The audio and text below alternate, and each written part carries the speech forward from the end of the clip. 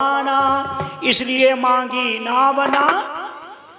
उस नाव का भी उद्धार करना प्रभु, इसलिए नाव मांग रहे हैं। या और कोई बोले इधर केवट और राम जी की बातचीत हो रही और उधर गंगा के पार अनेक ऋषि मुनि हैं, वो आपस में विचार कर ले, भैया वही राम आ रहे हैं जिनके राम के चरण की रज लगते ही पत्थर की शिला स्त्रियां बन जाती हैं।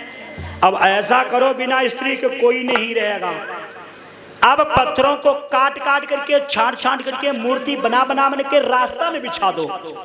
राम जी आएंगे, अपना चरण छुआएंगे तो सब स्त्रियां बन जाएंगी। अपने अपने आश्रम पर ले चलो, हाथों रोटी बनाते खाते हो, सबके एक एक पत्नी हो जाएगी।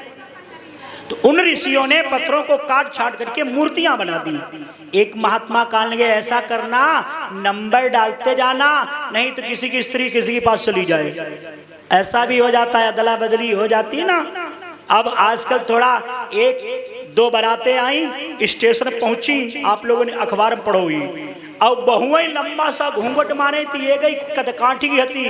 अब बहुएं बदल गई दोनों।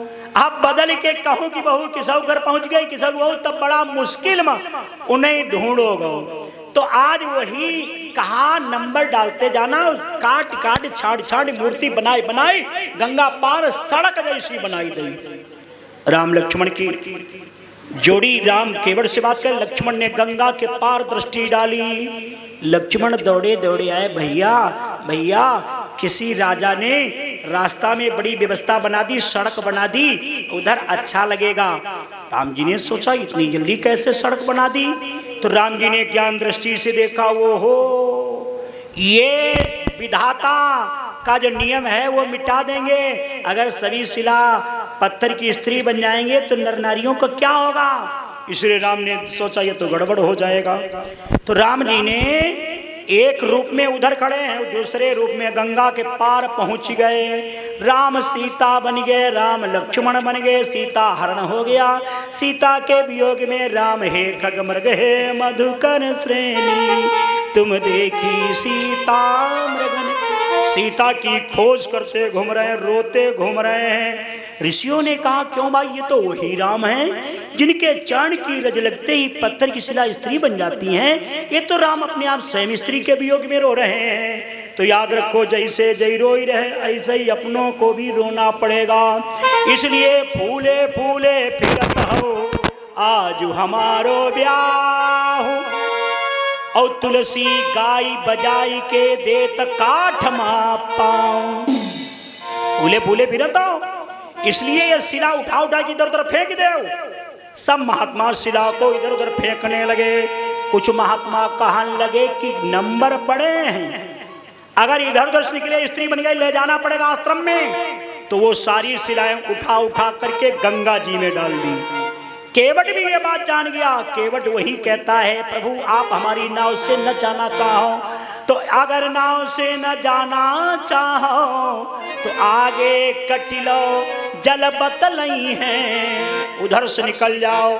और वहां हुई है शिला सब चंद्रमुखी, सब ऋषियन के संकट कट गई हैं। गंगा उधर जाएंगे जहां वो मूर्तियां पड़ी तो सारी शिला स्त्री बन जाएंगे, ऋषियों के संकट कट जाएंगे। बोले याहू मरम जानत भगवान,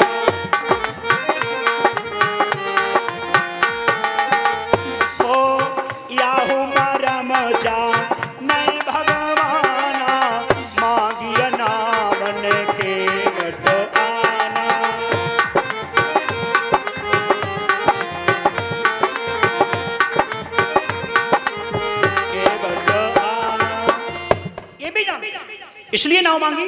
अब विचार करो, कौशल्या 9 मास गर्भ में आना, कौशल्या भी मरम न जाना, जो कछ चरित्र रचो भगवाना, लक्ष्मण हुए मरम न जाना। और केवट धरी धरी मारई ताना, कहाई तुम्हार मरम में। कौशल्या ने मरम नहीं जाना, लक्ष्मण ने नहीं मरम जाना, और भक्त केवट कह रहा है हमने तुम्हारा मरम जान लिया। क्या मरम जाना है? यही मरम जाना कि जैसे गौतम की पत्नी अहिल्या जो थी पत्थर की वो स्त्री बन गई। वो जानता है तरनी हो मुनि घरनिया हुई जाई। हाँ, तरनी हो मुनि घरनिया हुई जाई, बाट करे मोरी नाव उड़ाई।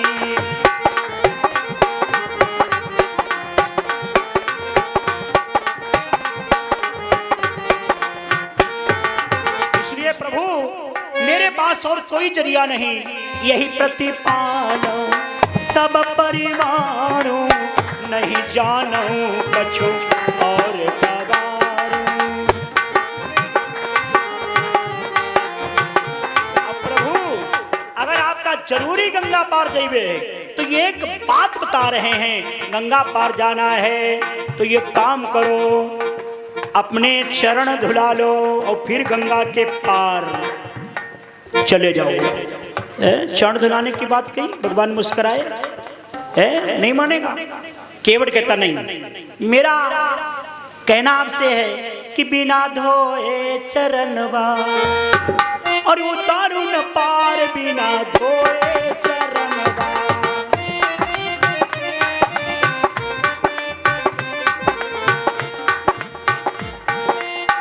चाहे लक्ष्मण बाण चलाओ, चाहे लक्ष्मण बाण चलाओ, चाहे सिया मेरी विजन डुलाओ, चाहे सिया मेरी विजन डुलाओ। लक्ष्मण याद रखो, मेरे गांव में शालिग्राम भगवान आए थे ना, हम मजदूरी करने गए थे, हमने दर्शन नहीं कर पाए थे। फिर मैं दूसरे दिन में कछुआ बना और कछुआ